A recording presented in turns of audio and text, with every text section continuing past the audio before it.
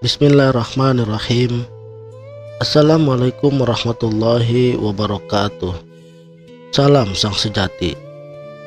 Berbicara tentang ada dan tidak ada, dalam hal ini Syekh Siti Jenar merumuskan tentang the reality of the absolute being, hakikat zat yang maha suci, yang memiliki sifat, nama, dan perbuatan. Dari kami inilah kemudian muncul ada, dan keadaan lain yang sifat hakikinya adalah tunggal. Manusia yang dalam hidupnya di alam kematian dunia ini disebut sebagai khalifatullah, wakil Allah, sama dengan pecahan ketunggalan Allah. Dan kemudian ia harus berwadah dalam bentuk jisim. Ia harus menyandang gelar kaula, sebab jasad harus melakukan aktivitas untuk memelihara jasadnya dari kerusakan dan untuk menunda kematian yang disebut ibadah kepada yang menyediakan raga. Maka kaula hanya memiliki satu tempat kembali, yakni Allah sebagai asalnya. Maka manusia tidak boleh terjebak dalam wadah yang hanya berfungsi sementara sebagai wadah ruh ilahi. Justru ruh ilahi inilah yang harus dijaga guna menuju ketunggalan kembali, manunggaling kaula Gusti. Dalam kondisi manusia modern seperti saat ini, sering ditemui manusia yang mengalami hal ini, terutama dalam agama Islam yang sering disebut zadab atau kegilaan berlebihan terhadap ilah yang maha agung atau Allah. Mereka belajar tentang bagaimana Allah bekerja, sehingga ketika keinginannya sudah lebur terhadap kehendak Allah, maka yang ada di dalam pikirannya hanya Allah, Allah, Allah, dan Allah. Di sekelilingnya tidak akan nampak manusia lain, tetapi hanya Allah yang berkehendak. Setiap kejadian adalah maksud Allah terhadap hambanya. Dan inilah yang dibahayakan, karena tidak ada guru yang mursyid yang berpedoman pada Al-Quran dan hadis. Maka hamba ini akan keluar dari semua aturan yang telah ditetapkan Allah untuk manusia. Karena hamba ini akan gampang terpengaruh syaitan. Semakin tinggi tingkat keimanannya, maka semakin tinggi juga syaitan menjermuskannya. Hama mayu hayuning bawana berarti memakmurkan bumi. Ini mirip dengan pesan utama Islam, yaitu rahmatan lil alamin. Seorang dianggap muslim salah satunya apabila dia bisa memberikan manfaat bagi lingkungannya dan bukannya menciptakan kerusakan di muka bumi ini. Saudaraku sang sejati, Syekh Siti Jenar lebih menunjukkan sebagai simbolisme ajaran utama Syekh Siti Jenar, yakni ilmu kesempurnaan, ilmu sangkan paraning dumadi, asal muasal kejadian manusia.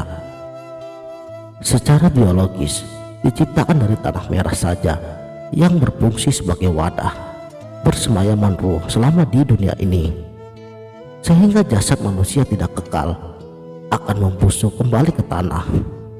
Selebihnya adalah ruh Allah yang setelah pemusnahan raganya akan menyatu kembali dengan keabadian. Ia disebut manungsa sebagai bentuk manunggaling rasa, menyatunya rasa ke dalam Tuhan. Dan karena surga serta neraka itu adalah untuk derajat fisik, maka keberadaan surga dan neraka adalah di dunia ini. Sesuai pernyataan populer bahwa dunia adalah penjara bagi seorang mukmin. Menurut Syekh Siti Jenar, dunia adalah neraka bagi orang yang menyatu padu dengan Tuhannya. Setelah meninggal, ia terbebas dari belenggu wadahnya dan bebas bersatu dengan Tuhannya. Di dunia menunggalnya dengan hamba dengan Tuhannya sering terhalang oleh badan biologis yang besertai nafsu-nafsunya. Itulah inti makna nama Syekh Siti Jenar. Syekh Siti Jenar, beliau mempelajari kitab Catur Pipala warisan Prabu Kertawijaya Majapahit. Inti dari kitab Catur Pipala inilah mencakup 4 pokok laku utama. Pertama, nispra adalah suatu keadaan di mana tidak ada lagi sesuatu yang ingin dicapai manusia. Kedua, nirhana, yaitu seseorang tidak lagi merasakan memiliki badan dan karenanya tidak lagi ada tujuan. Ketiga, niskala adalah proses rohani tinggi bersatu dan melebur dengan dia yang hampa, dia yang tak terbayangkan, tak terpikirkan, tak terbandingkan. Sehingga dalam kondisi hal ini aku menyatu dengan aku. Dan keempat, sebagai kesudahan dari niskala adalah nirasraya, suatu keadaan jiwa yang meninggalkan niskala dan melebur ke parama laukika, fana fi al-fana, yakni dimensi tertinggi yang bebas dari segala bentuk keadaan, tidak mempunyai ciri-ciri dan mengatasi aku. Dari perenungannya mengenai dunia nafsu manusia, hal ini membawa Syekh Siti Jenar menuai keberhasilan menaklukkan 7 hijab yang menjadi penghalang utama pendakian rohani seorang salik. 7 hijab itu adalah lembah kasal, kemalasan naluri dan rohani manusia, jurang futur, nafsu menelan makhluk atau orang lain, gurun malal, sikap mudah berputus asa dalam menempuh jalan rohani, gurun riya, bangga rohani, rimba sum'ah, pamer rohani, samudra ujub, kesombongan intelektual dan kesombongan ragawi, dan benteng hajibun, penghalang akal dan nurani.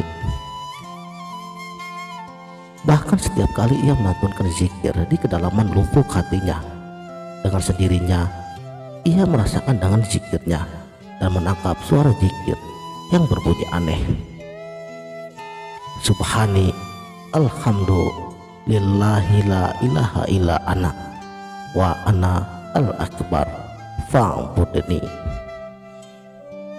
Maha suci aku, segala puji untukku, tiada Tuhan selain aku, maha besar aku, sembahlah aku.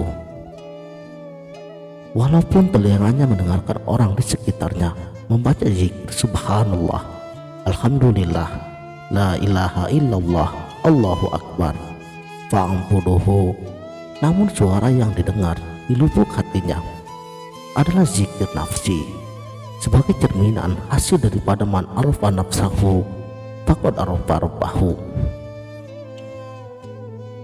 Sampai di sini Syekh Siti Jenar semakin memahami makna hadis Rasulullah Shallallahu Alaihi Wasallam, al-insanu sirri wa anasiruhu, manusia adalah rahasiaku dan akulah rahasianya.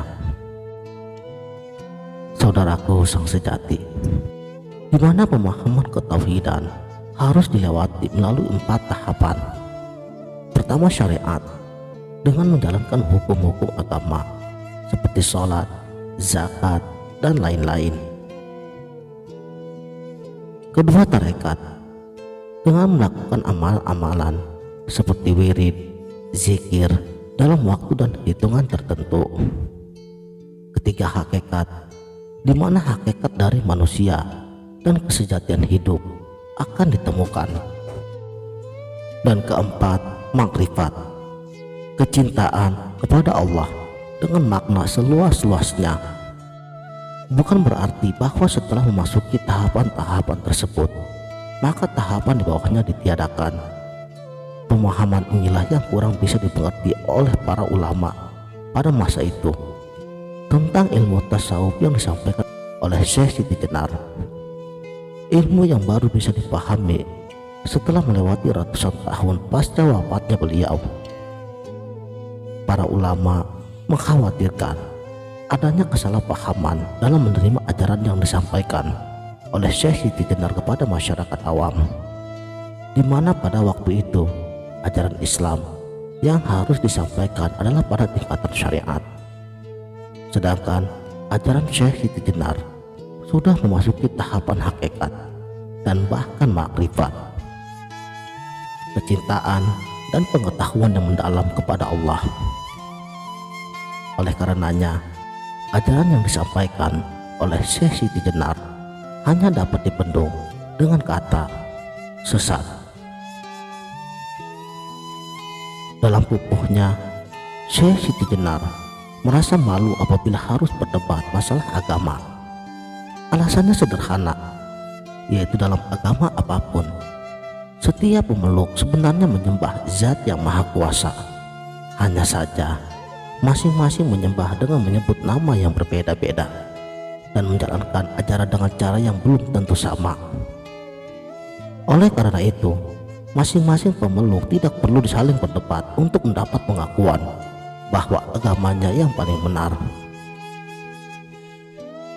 Syekh Siti Jenar juga mengajarkan agar seseorang dapat lebih mengutamakan prinsip ikhlas dalam menjalankan ibadahnya. Orang yang beribadah dengan mengharapkan surga ataupun pahala berarti belum bisa disebut dengan kata ikhlas. Wallahu a'lamu bishawab. Sekianlah, semoga bermanfaat. Wassalamualaikum warahmatullahi wabarakatuh.